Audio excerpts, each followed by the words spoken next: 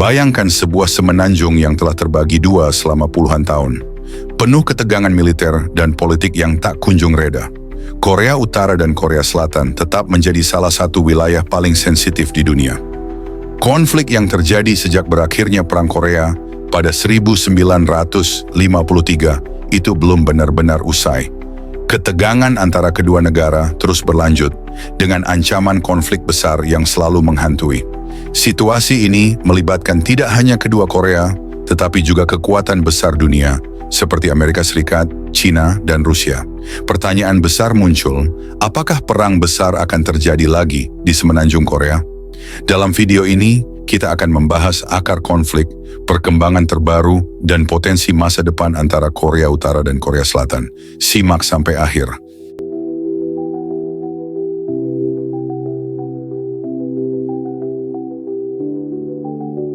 Setelah Perang Dunia II, Korea dibagi menjadi dua zona pendudukan, utara oleh Uni Soviet dan selatan oleh Amerika Serikat.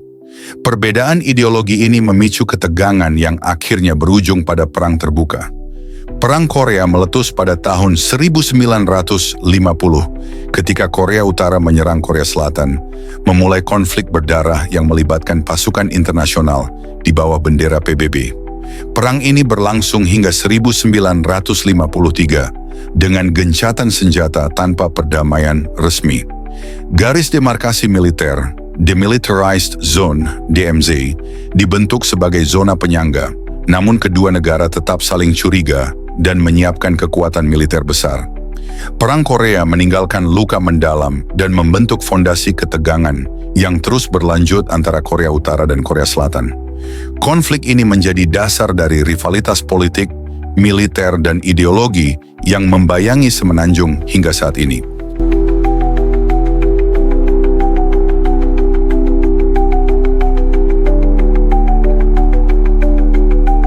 Sejak gencatan senjata, berbagai insiden militer telah terjadi, mulai dari pertempuran kecil di perbatasan hingga serangan misil dan propaganda yang intens. Korea Utara terus mengembangkan program nuklir dan misil balistik yang menjadi sumber ketegangan utama dengan Korea Selatan dan komunitas internasional. Sementara itu, Korea Selatan dan sekutu utamanya, Amerika Serikat, meningkatkan kesiapsiagaan militer dan latihan bersama untuk menghadapi ancaman tersebut. Ketegangan juga muncul dari tindakan provokatif seperti penembakan, infiltrasi, dan pembatasan komunikasi antar kedua negara. Situasi ini menciptakan risiko konflik yang bisa dengan cepat meningkat menjadi perang besar jika salah langkah terjadi.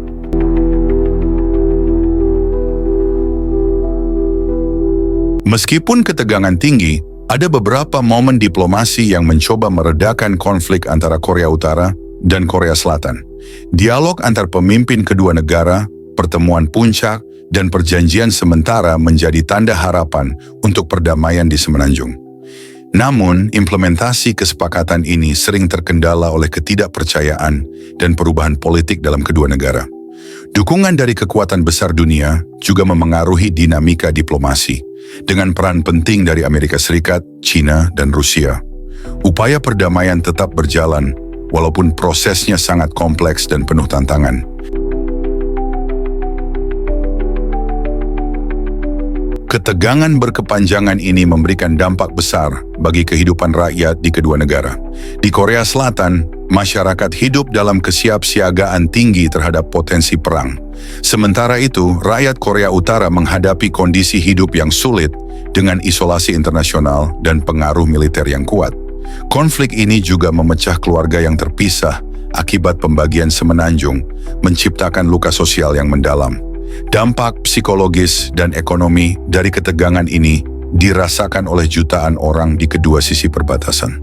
Kondisi ini menegaskan pentingnya upaya perdamaian dan rekonsiliasi untuk masa depan yang lebih baik.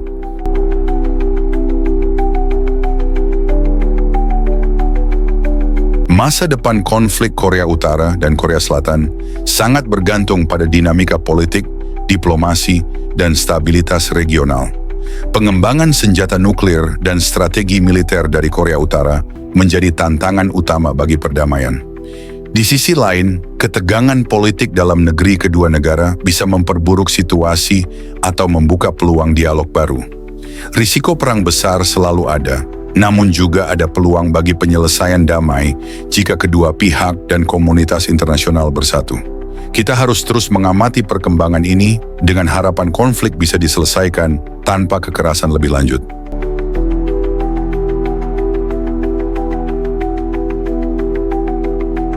Konflik Korea Utara dan Korea Selatan adalah cerita panjang tentang perpecahan dan ketegangan yang belum usai hingga kini.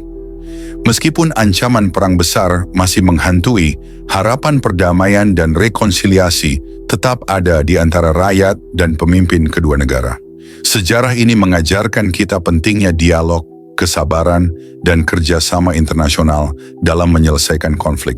Semoga kisah ini menjadi pengingat bahwa perdamaian adalah pilihan terbaik untuk masa depan bersama. Kalau kamu suka video ini, jangan lupa klik like dan subscribe ya.